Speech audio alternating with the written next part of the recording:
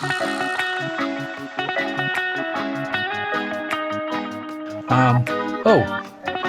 you know what? My camera just turned on. Hey, I think it's been a while since we uploaded one of these. And Chris looks different. Chris Hayes looks different. But I don't know if anything happened since the last time I spoke on the Hooniverse Podcast. Maybe the world's changed a little bit. But welcome to episode 301. I'm your host, Jeff Glucker, and I'm joined by my co-host, Ron Baugh. I meant to say Baugh, but I've already been drinking. He's a rad dude in the automotive industry who's been a wheel designer and mayhem inspirer for years now, and he's also my friend. So everyone, please welcome Ron to the show. Ron, say hello. Glad to be here, man. Thanks for having me. And yeah, dude, this is exciting. We've been talking about this for a while, and thrilled to be here. And yeah, just talk some shit. What are you drinking? My mainstay is Bullet Bourbon. Oh. So cool, so trendy. I was like water. I was drinking this, and then I felt like a big old bitch, so I switched to this. But now I'm drinking both of them. So I'm 2-1 up. You're hydrating while dehydrating at the same time. Yeah, pretty much. Ron, why don't you tell everybody a bit about your background so they have a better idea of who you are? Because they've heard me talk for over 300 fucking episodes. Know a little bit about you. Yeah, I like to call myself an aftermarket industry veteran. I've been in the world of custom wheels for over 20 years now. I'm originally from Atlanta, Georgia, and I've been playing with cars, drawing cars, designing cars and wheels since I was 3-4 years old. The irony of the fact that I designed and sold, hundreds of thousands of custom wheels for cars is that for years when I drew wheels in cars, I drew the wheels square, and like my family, my art teachers, like anybody that saw my drawings were like, okay, that's strange. But so you were the secret designer for the Denali with the fucking squared off fender wheel openings. Oh yeah, dude. Yes, finally. That and like the Gandini like kinked wheel openings. Yeah, that was a cool design. The Cavalier Z24 square wheels, the 4-lug wheels from like the 80s, that was that was primo for me. That was right up my alley. That's stuck in the brain. I love it. So we're going to explore this space and see how it all falls, because we're kind of kicking off a new version of the Hooniverse Podcast. It's going to be basically the same, but we got a new beautiful face on the other side of the table here. We're doing this virtually, which I didn't do a long time. I was hesitant to it, and the world has changed, and so this is how we're going to run it for now. We'll do a few of these in person too. We're really going to feel this out and see how it goes, and we're going to start things off by updating you on our various project cars. And I'm going to start my side off by saying no, the Wombat still doesn't have a goddamn engine. And then we're going to move on to Ron before I tell you about my other cars, because some of you might know them, but Ron has some cool shit. So Ron, you tell us about your cars. We'll go through the list. Sure. I think the car that of mine that's probably the most notorious is my 91 Fox Body Mustang, aka Project Kitsune, which is actually Kitsune is fox in Japanese. Really kind of tells the tale there.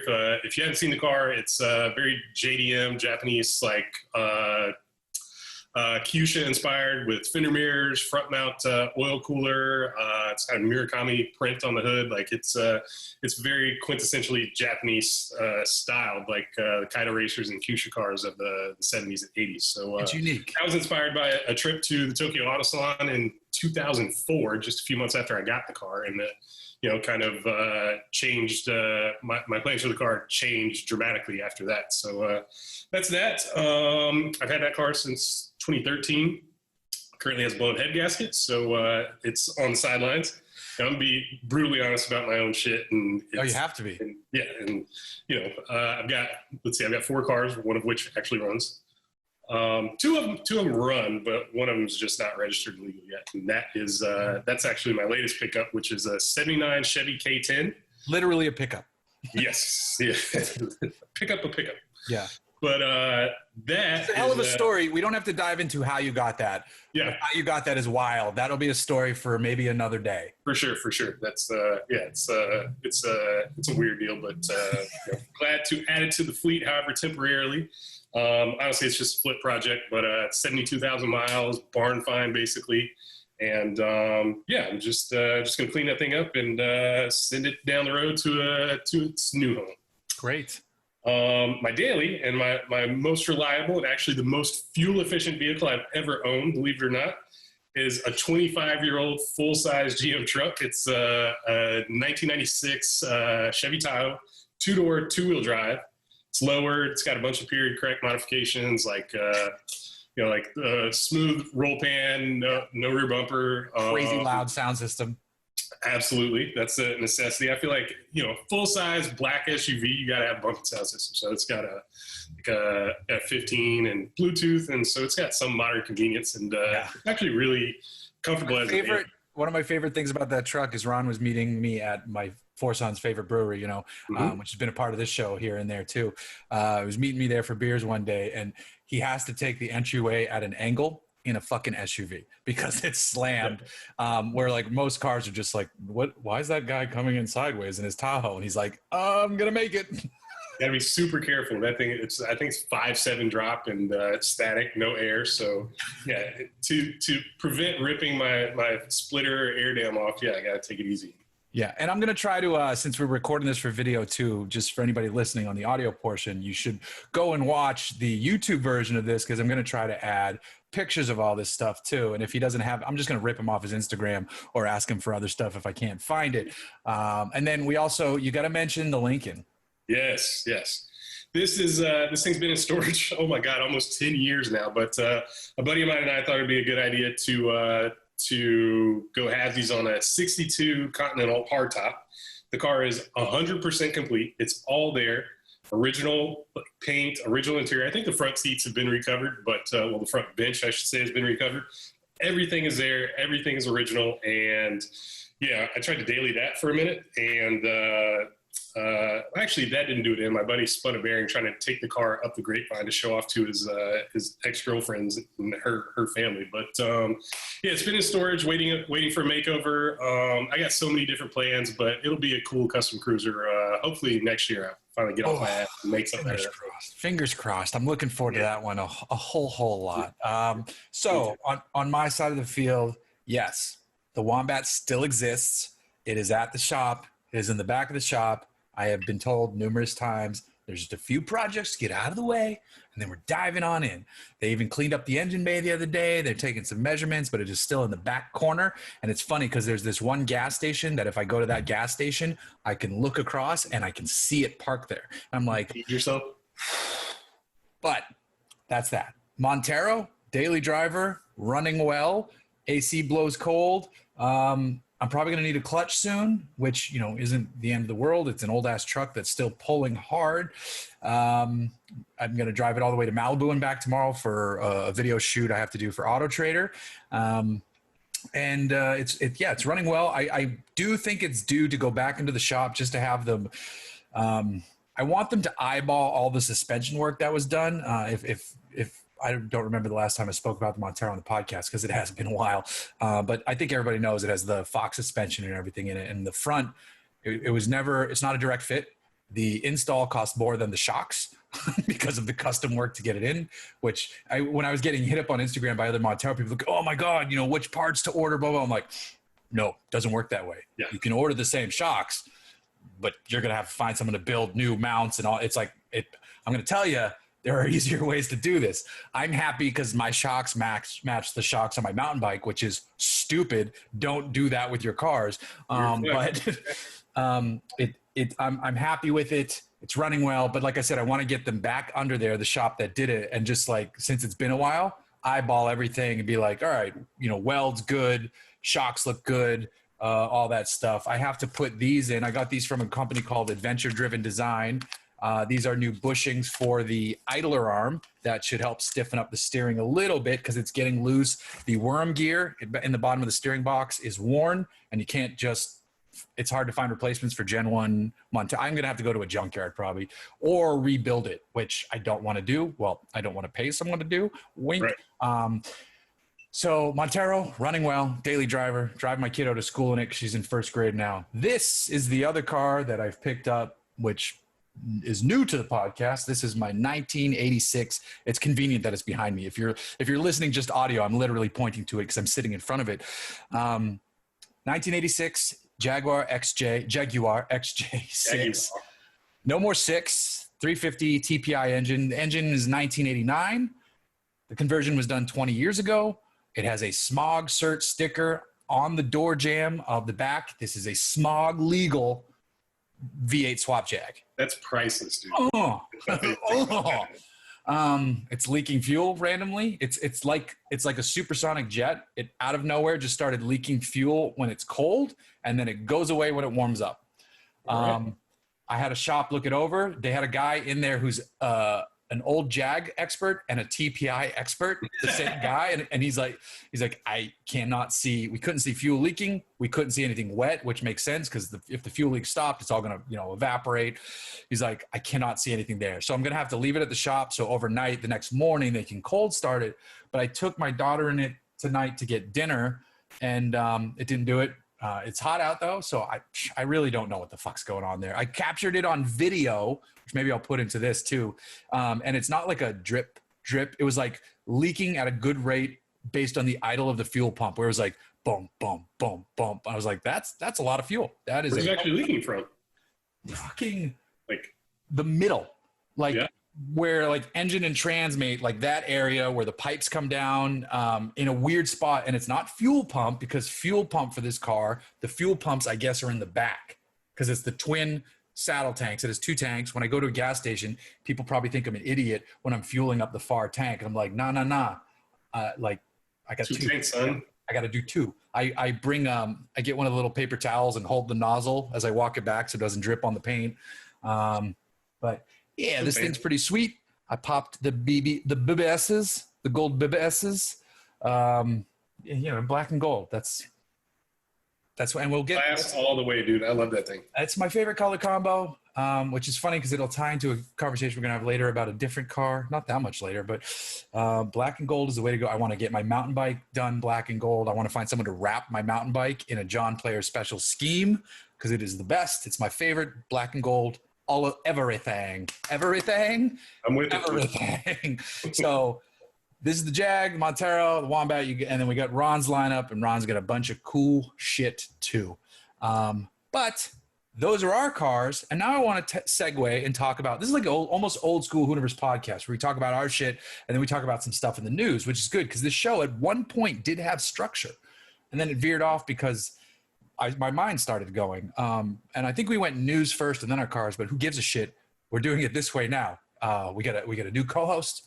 We got new cars. So Ron, first up, I want to talk about a car in the news. Have you heard about the Radford 62-2? I have. And I'm really intrigued by this thing because on the surface, it's something that I really didn't have any interest in. Mm-hmm. And even seeing pictures, like, a lot of our kind of cohorts in the industry, like, fawned all over it and really, think it's this, cool, exciting new thing. And at first, I just really wasn't turned on. It really didn't, resonate with me. But the more I learned about the car and the story of the Radford brand, the more interest I have and the more I want to see this thing and see it on the street and see these guys succeed with this venture. So I don't know much about the brand other than that it's Jensen Button and Ant Anstead. What about it has spoken to you a little bit? So they're basically obviously it's modeled after the Lotus. What model is it? I don't know. Yeah, whatever. An old Lotus. Yeah, exactly. So what I heard on another podcast that will remain nameless that basically those guys resurrected this brand Radford, which which podcast was it? Spice Car Radio.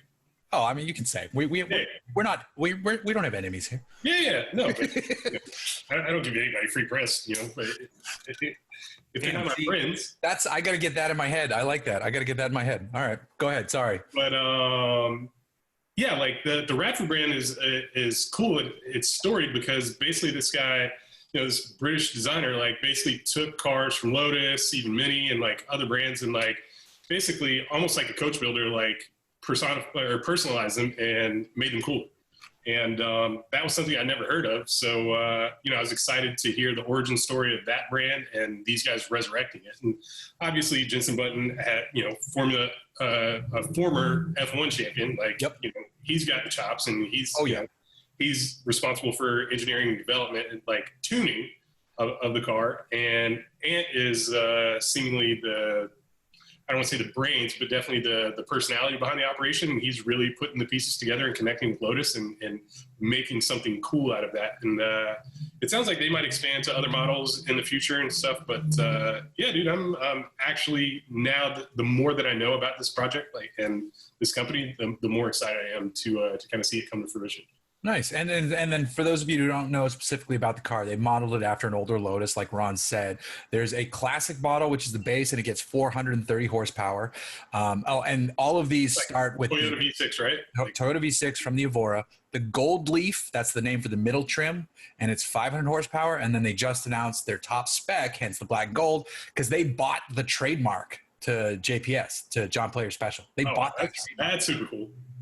So the top spec gets 600 horsepower, and to do that, they slapped on a larger supercharger. They upgraded pistons, cams, rods. They put a huge ass front splitter on it, big side intakes, carbon brakes.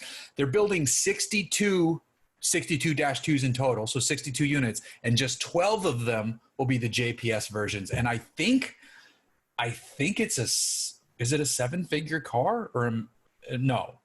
That'd be wild. I mean, considering that they're not, they're no Koenigsegg. They're not right creating their own free valve engine, drivetrain, et cetera. Like, I've heard nothing utilizing Toyota components like that. That seems wild, despite how limited the numbers might be. Right. And I'm sure the thing, adds lightness and is the performance is there. But I mean, 7 figures seems kind of crazy to me. I thought it was more like a $400,000, $500,000, $600,000 car. That probably makes sense. Maybe I'm stretching it too far and I heard something else, but I'm trying to I'm scanning real quick on the internet, and obviously no one has, what's that say? No one has pricing info yet, but the guys didn't even know their own website. I think it's like radford.co. I think. Oh, really? But yeah, like they didn't even know where to send potential buyers. That's funny. Yeah, you're probably right. It's probably, a few $100,000 versus there was another car that just came out that I'm trying to think of that hit the crazy number that I can't remember what it is. But I thought this one just said it had a price. They're talking about Jeremy Clarkson and a GT40. No, that's something different. Okay. Yeah. So no idea of price. I made up 7 figures, and I'm sure I'm wrong. It's probably, $400,000 car. Either way. I gotta say that the one thing that turned me off about this thing instantaneously, and every time I see it, the 4-spoke wheels. I just can't get over that. Just at least they're not square, right? Yeah. I mean, maybe I might prefer that actually. 4-spoke. I want to see a picture of the. I'm going to open up real quick. That's just a personal thing, but I don't know. 4-spoke wheels just irk me, and that doesn't work for you. Maybe on classic JDM stuff, it works better. Yeah, I'm looking at it now on the John Player Special car. I'm with you. Which is funny though, because someone the other day, or it was either today or yesterday, someone on Twitter was like, "Have there ever been good wheels with even spokes?" And immediately people were like, "Have you ever heard of TE37s or any other 6-spoke wheel?" For whatever reason, 6 spokes are my favorite. I don't know what it is. It's a better balance than a 5-spoke or 7-spoke to me. Aesthetically, it's just my thing. I don't know why. It's like V8 versus V10. Sure. The sound of a V8 is better than a V10. Yeah. Except with a few exceptions. Right. Like the nice Audi Lambo V10s, those pretty fucking sweet sounding. Well, the Carrera GT, the Porsche Carrera GT, is probably the best one, but almost any other V8. I think the secret to a good sounding V10 is revs, because you think of a Viper and a SRT 10 truck like that. Yeah. That should it just doesn't work. Yeah, the Viper sounds like a dump truck. But I mean, the side exit exhaust doesn't help. Yeah. It is fun, but it's not a V8 smokes it. And have you heard the teaser clip for the upcoming Z06? Yeah. Not a fan. Oh, the noise? No, dude. Oh my God, dude. Sounds flat-speed, just it's flat plane crank. Yeah. Just like GT350, GT350R. To me, they make noise, but it doesn't sound tuned to me. It doesn't sound balanced. It doesn't sound Which is funny because my favorite exhaust, especially stock exhaust, is of course 5-liter Mustang. Like it just has like this hollow tubular ringing sound. Yeah. And I feel like that's missing from flat plane crank V8s. Like, Ferrari 458, I've heard aftermarket exhausts that sound good on those cars, but like stock, it just sounds flat. There's just something missing. Like there's a richness and tone that's just not there for me. Well, it's funny because you mentioned the balance when those are more balanced, but I think it's probably that there's something just off balance.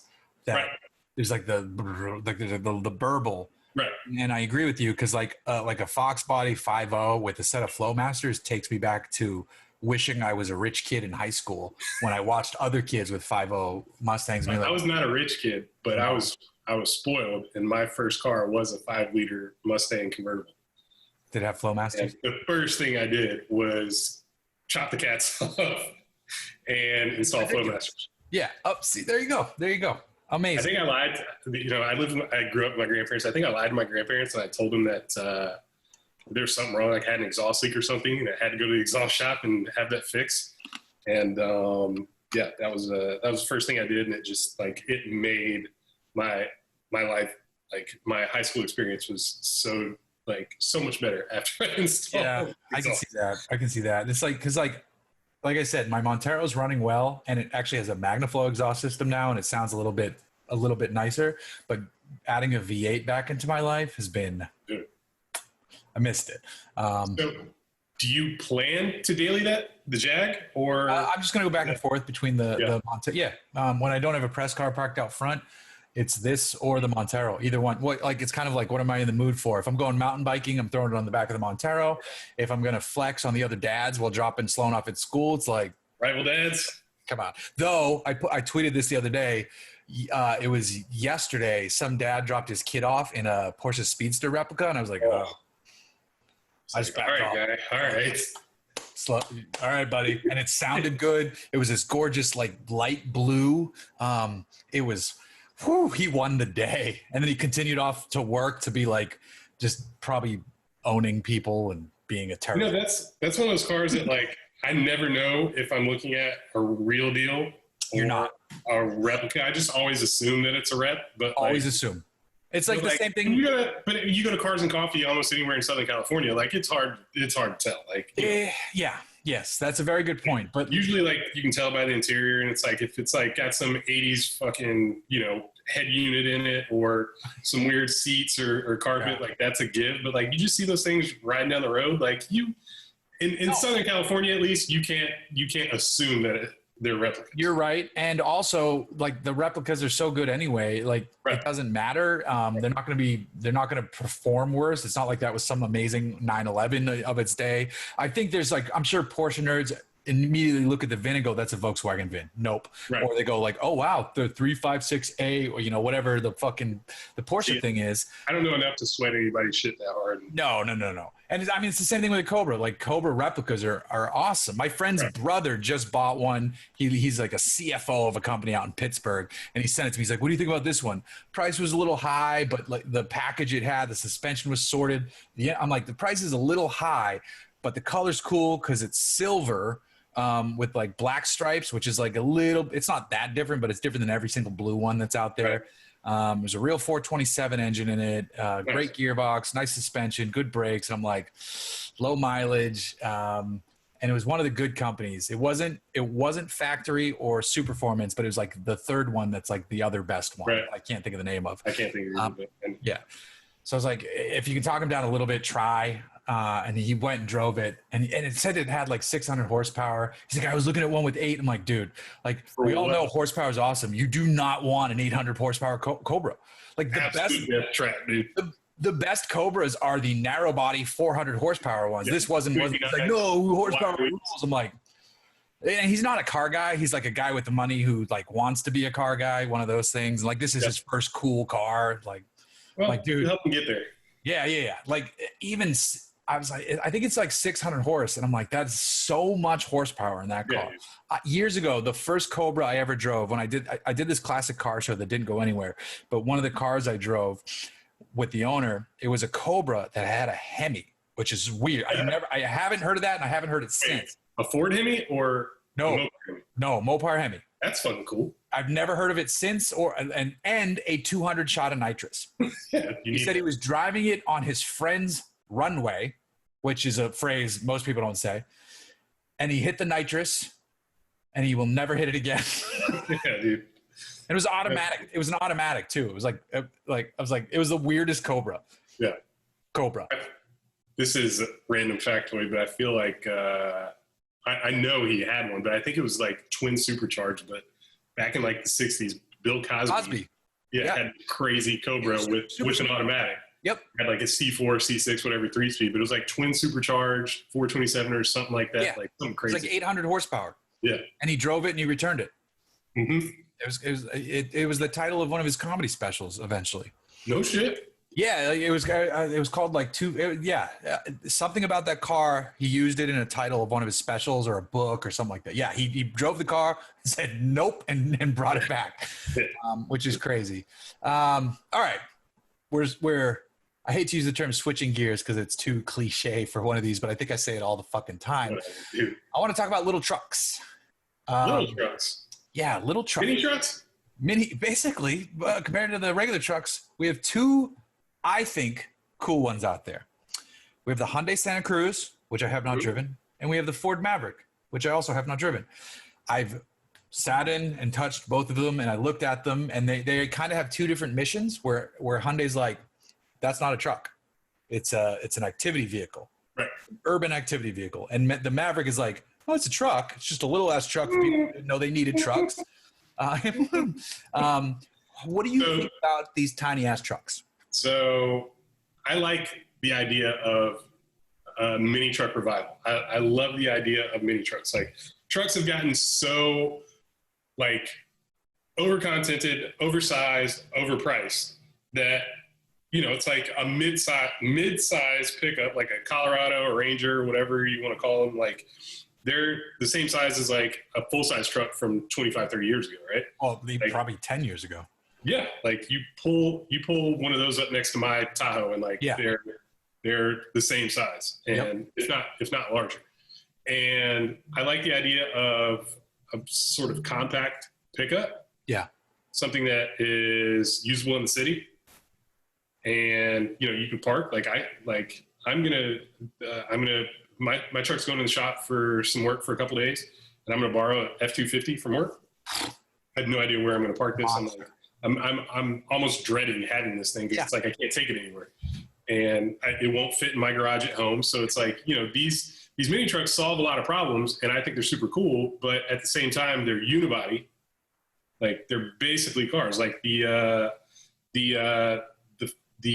Maverick, we've already measured for wheels and stuff. Like, you know, thanks to SEMA for giving us access to this thing. But it's basically like a Focus, like it's I think it's front drive, is it not? Like front drive or you can get it front or all-wheel drive, right. So that's weird, but I also think it's cool, and it'll open up pickups to a new segment, a new like populace that otherwise would not be interested or recognize the utility and, you know, just the lifestyle that a pickup affords. I don't know what like load capacity or towing capacity is, but you know, I honestly think I would be really interested in like a cool lowered, like street truck, mini truck style Maverick. Yeah. Like, when they announced the Maverick and fully released the photos, I photoshopped one as like if there was like a Maverick ST or a Maverick RS. So like instead of going like lifting it, like slam it, put it on the Focus RS wheels,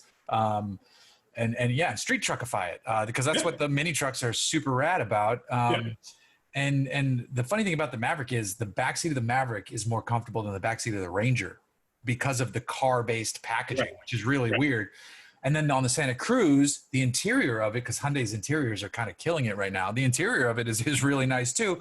And so they're kind of going after two different markets, whereas like the Santa Cruz people might be a little bit more style conscious, which is funny to say about Hyundai, but that's where they've gone ever since.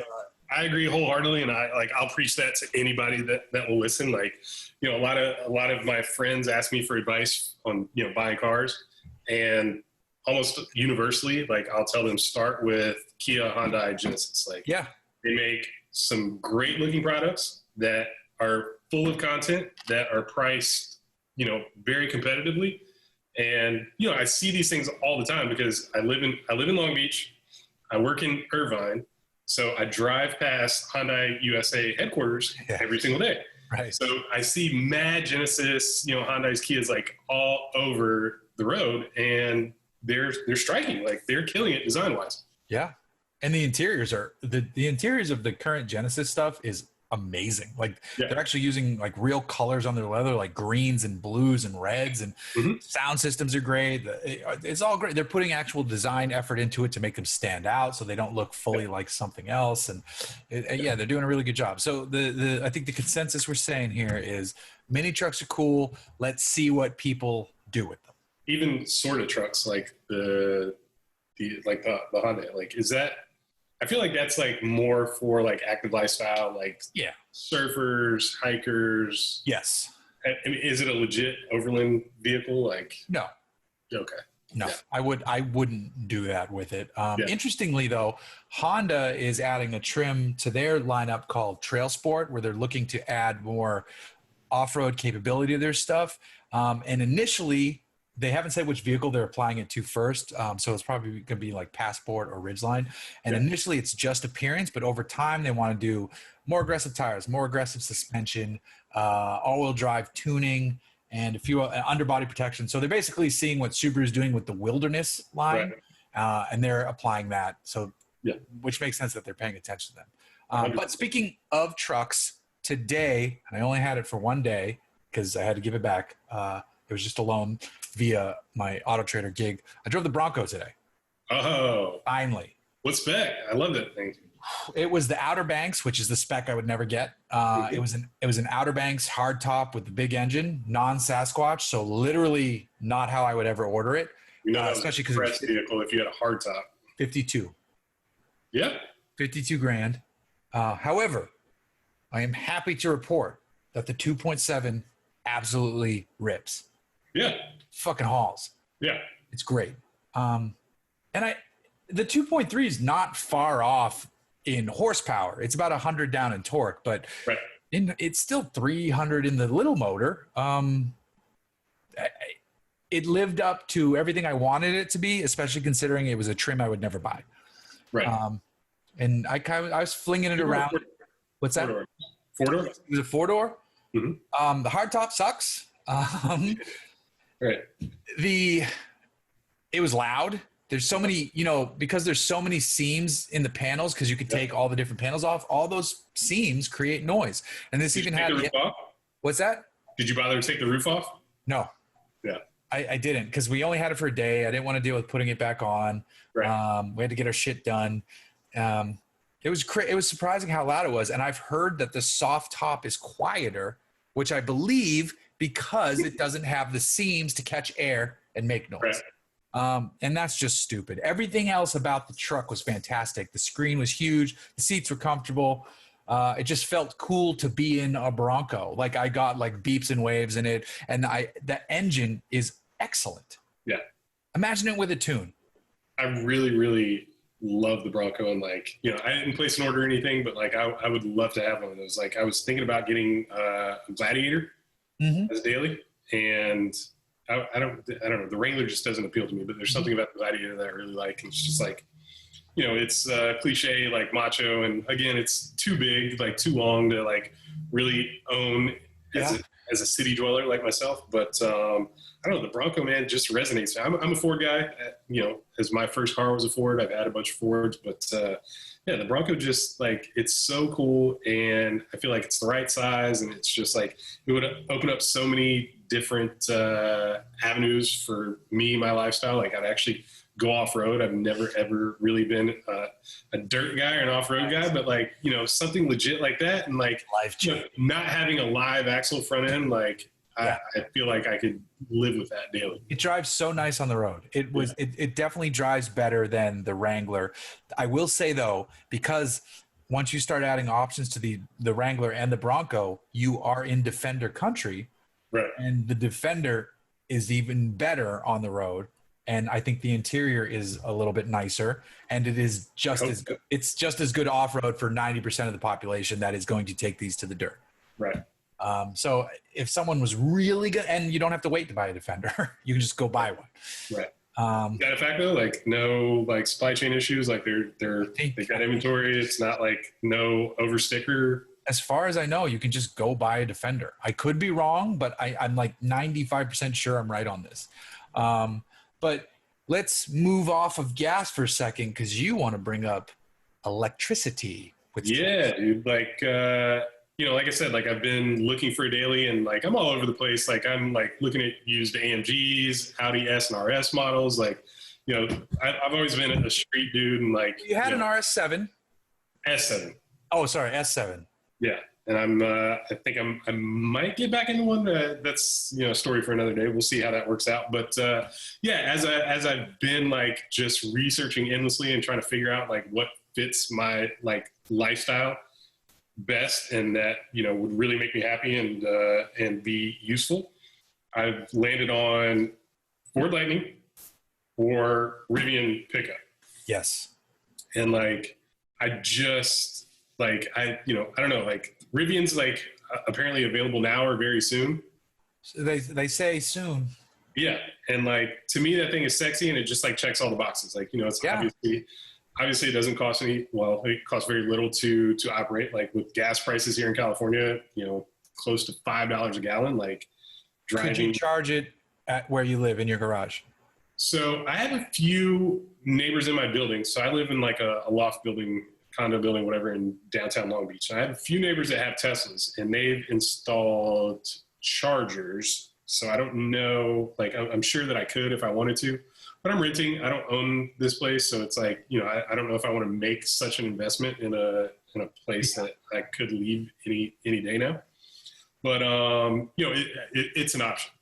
But we have EV chargers at work. We have the like big badass chargers at work. So my commute's like 20 miles, but it's on the 405, and it's just like such a slog. And it would be great to have a car that has just all the new creature comforts, and doesn't cost me $100 a week in gas. Right. But Rivian, from everything that I've read and heard, like that thing like is super capable on road and off road. Yep. And I think it's sexy. It's not like super revolutionary design like Cybertruck, but I would never ever. No, but it stand out. It's stand out. The head, like the daylight running treatment and all that is super cool, and they have that cool pass through for where you can put like exactly like the utility of those things is killer. And like having a frunk, like again, I'm a Ford fan, so I could easily be swayed into a Lightning if they were available anytime soon. But it sounds like we're almost a year out from those. Yeah. But I don't know. For me and a lot of my friends, I feel like that's like the next step. Like that is like the perfect like dad mobile. I'm not dad, but like it just checks all the boxes. Like utility, sexiness. Like I could upgrade the wheels, as I'm prone to do. And personalize it and just make it cool and like really enjoy driving it. Like I just I'm super excited for EV pickups. I think that is going to be a huge market segment in the next 2 to 5 years.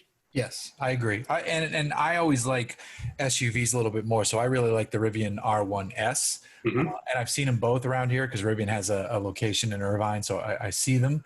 The R1T is great. I would love to toss a mountain bike in the back of it, and you drive to Big Bear and back on a charge, and it seems like it's a pretty damn perfect daily. Get some tax incentives and rebates, and if you get the charging situation figured out. But with the 300 miles on a charge or more, I mean, you don't have to worry about it for a few days at a time. Yeah. So you're fine. Find a level 2, level 3. Actually, just find a level 3 EA charger out on the road, and you're good to go. Yeah. Man, I'm down with that for sure. I think that would. So I've had an EV previously. I had a Fiat 500 electric for 2 years. When they were like dirt cheap, or when they? When it was like $93 a month, weeks. Yeah, it was insane. But the thing was super fun. I enjoyed it. It was just like it really was a pocket rocket, even though it was much heavier than a regular 500. Like it was way more fun to drive than the absolutely. It had all that to work. I'd smoke tires like every single stoplight. But I lowered it, and of course I did wheels and stuff, and it, it handled great. Like it was just fun. But like my commute was just 10 miles then on the freeway, and I still had range anxiety for probably 50% of the time I had that thing. Because range on that thing was only like 88 miles. Yeah, that was if you drove it like a sane individual. But like I said, I smoked the tires from every single stop. Like it was always like it was an acceleration test every time I drove that car. And like, I'd V max on the way to work on the freeway. Like, I think they max them out at 88. And like, I'd love to see it go to 89, 90. Like, yeah. Like I'm doing something, right? But the range on that thing was like, it was like you drive I lived in the Valley then, you drive to the city. Oh, yeah. Dick around, and like, if you didn't find a charger, and this was like 4 or 5 years ago, if you didn't find a charger, it was just like, all right, I had to plan my whole day around my range, It's just like, all right, we're not going to this store or this restaurant because we might have to stop and find a charger. And like, there was no like quick chargers back then. So it was just like I feel like all of that range anxiety is alleviated now with most of these trucks. Like I feel like 300 miles of range, unless I'm going, like I can't even imagine where I would like have that concern with at least 300 miles of range. After driving cross country in an EV, which I did at the end of 2019, fall 2019. And what vehicle? What's that? What were you driving? An e-tron. Really? We tried to cannonball it, but we knew we weren't going to break the record, so we just wanted to do it in one shot. So we left Red Ball Garage, and we had to go farther south than we wanted to because the EA network wasn't fully completed across the panhandle of Texas. So we had to go all the way down to El Paso and then come back up. But we did it. We drove. I did it in an e-tron, which is a vehicle that is like EPA rated to like 204 or something. Even though it's a good highway cruiser and you can earn a lot of your range back. But after doing that, I pretty much don't have range anxiety in it. Like, but if someone was like, "Hey, drive my 7-year-old e-Golf," I'd be like, "Nah, nah." But anything that is brand new on sale right now, you could just hop in and go. Right. Exactly. And I believe in that. I've done some good reviews of like Taycans and the Cross Turismo. I've taken them on long distance beer runs. That's how I sold them to Porsche, where I went to different breweries and bought beer, specifically pushing the car, and they were happy with the story, so it was great. And those things, I love them. If I could daily drive a Cross Turismo, if I had the dough, there's no doubt about it. That would be my dream 2-car garage. If they're like, you can't have any old cars, you need 2 new cars, and you have these are your dollars. It'd be the Defender V8, which isn't out yet. I'd get the 110 V8, and then I would get the Taycan Cross Turismo. Those would be the 2 cars. And I'd be like, you know what? I'm good. Quick question. The Defender V8, it's only supercharged, or is there an NA version as well? No, it's just a 5-liter supercharged. Yeah. The 4 is turbo and the 6 is super. Shit, I don't know. But the V8 is only supercharged. It's 575 horsepower. Yeah. It's like that motor that they stick in everything. And it's going to be fucking bonkers. And I cannot wait to drive one of those things. I'm with that, but I don't know, man. The Defender for me is just like uninspiring. Like I haven't driven one, and I'm sure the interior is much nicer than pretty much any off-roader of similar price. But it's nicer. I wouldn't say it's much nicer, but it's nicer. Okay. But to me, it looks like a concept. Like literally, it looks like a concept from 2002, 2003. Like I think it just needs. It's just not better modern. Wheels. Sure. Mud flaps, dirt on it, it needs to look like a Defender. And then as soon as you do that, it's like, it's funny because the one you want, you can't get. Like the ones they show with their steel wheels, like those look better than the wheels they offer. Right. But you can't put the steel wheels on the other shit because they don't clear the brakes at that point because you have to jump up to at least the 6-cylinder engine. That's where I come in. Right? Well, that's what I'm saying. We make a steel wheel replica in aluminum. Not specifically for Defender, but for most like popular 4x4s. So, well, what's on the black Rotiform Defender? Is that those? Exactly. Those wheels? Rotiform STL, which is which is a cast aluminum steel wheel replica.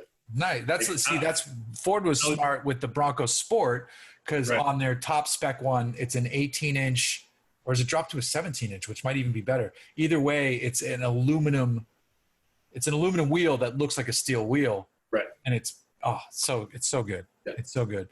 I'll admit it's not my style, but I know. It has a place, and like it's seemingly very popular. So all right. Well, if I ever buy a V8 Defender, I will let you style the wheels. Yeah. Got you, dog.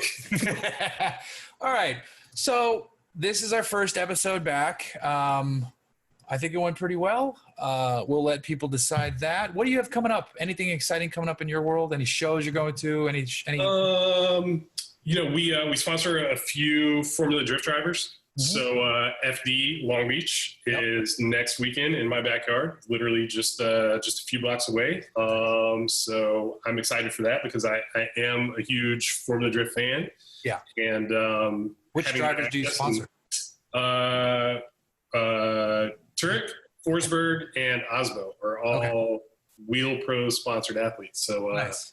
We'll have some presence down there next weekend, and I'm excited. Like I moved to Long Beach 2 years ago, and my only experience in Long Beach previous to moving here was coming down for FD and the Long Beach Grand Prix. Yep. So I was denied that experience last year, and I'm super excited to finally kind of catch up and see what it's like as a local. So that's the next 2 weeks, and I'm scheduled to go to SEMA, but I don't know what that's going to look like. Yeah. I'm fine with mask mandates. I don't know how they'd ever enforce a vaccine or test mandate with that crowd in Vegas, diverse as it is. Let's just say diverse. Sure. But it's been 2 years. We haven't been to SEMA in 2 years, and I feel like, me personally, every 2 years is like the perfect attendance record for SEMA, because every 2 years not that much changes year to year. Right. And I've been to 18, 19, 20 SEMA, so I'm definitely kind of burned out on it, but without having any official presence there and just going almost as a spectator and just seeing, what's going on and what industry trends are, and catching up with some of my, my friends, that are in the aftermarket, somewhat excited for it, but at the same time, I don't know what it's going to look like. I don't know what attendance is going to be like. So, just kind of play it by ear and see what's up. Nice. I'm doing that Land Rover adventure thing next week. Who knows when this will air, actually, because we're going to stack a few of these before we roll these out. Try to be a bit more professional about the shit. Well, pseudo. Then I'm not going to Long Beach Grand Prix, even though I was invited to be a guest of Acura, because I'm racing Lemons at Button Willow that weekend, which I'm very excited about, because we've swapped our car from a carb setup. It finally has fuel injection, and that should help a lot. What are you running? Can you tell me? We run a Ranchero. We run a Ford Ranchero. What? Yeah, like a 62 Ranchero. What motor? Straight six. Yeah. Yeah. And the first time I raced it wasn't the first time the car was raced, but the first time I raced it with the team, it still had 3 on the tree. And it was terrible. It was competitive in the corners when you were in second gear, because it has the Shelby drop for the front suspension. Okay. Yeah. So it actually turned in real nice. And then our car got fucking destroyed in a bad accident, which sparked a new rule for Lemons, because thankfully the drivers hit on our driver got hit on the passenger side in the front, and they were like, oh shit, they realized our car didn't have a collapsible steering column. Oh, wow. Yeah, so there's a new rule in Lemons because of that crash. I wasn't in the car. We got spun by the GoPro BMW, and they never said shit to us about it. And we have it on GoPro. Fuck them. They don't give me free shit. I was gonna say, they didn't even hook it up. No, I don't even have a 9. I'm on 8s. Fuck those cameras. I just gave my daughter a 7 because I don't even use it anymore.